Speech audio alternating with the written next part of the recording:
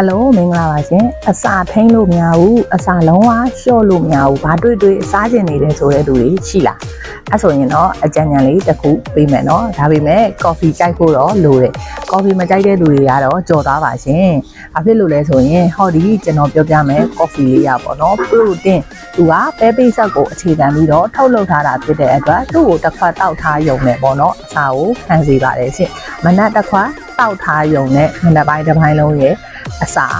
စားသုံးမှုကိုရက်တန့်စေပါတယ်เนาะအားကြောင့်မို့လို့ကျွန်တော်တို့ကနှစ်နက်ပဲစားမယ်ဒါကြောင့်မို့လို့ coffee လေးတောက်ပြီးတော့ဘာလုပ်ကြမလဲဆိုရင်ဟိုအမြန်ကြတဲ့တဲ့လူတွေက coffee တောက်ပြီးတော့ fasting ဝင်ကြပါမယ်เนาะ16ရှစ် fasting လေးဝင်ခြင်းအားဖြင့်